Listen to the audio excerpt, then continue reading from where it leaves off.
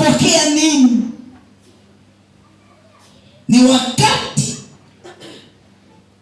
wa kuthamini sana mwili wako. Amina. Tena anasema miili yenu si yenu wenyewe. Amina. Haya kanisa. Amina. Mwili wako ni hekalu la Roho Mtakatifu. Amen. Takatifu ni mwanadamu aliyejitenga na mambo ya dunia. Amina. Ni mwanadamu aliyejitenga na machafuko. Amina.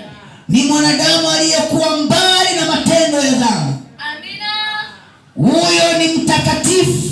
Amina. Na ndipo Bwana anashuka ndani yake. Amen. Na ndipo Roho wa Bwana anaketi ndani yake. Amina.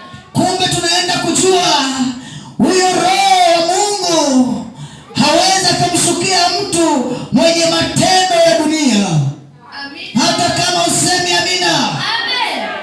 Anashuka kwa mtu ambaye mwenendo wake unampendeza Jesus only.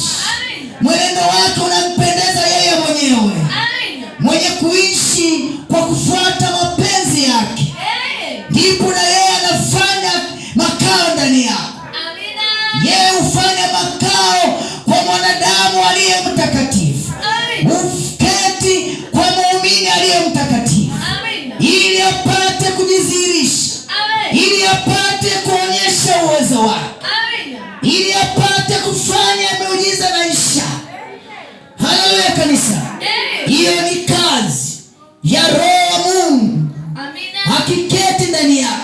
Amina. Maajabu na miujiza itatendeka. Amina.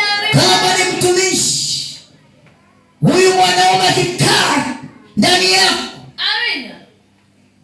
wagonjwa ukiwekea mkono wanapona.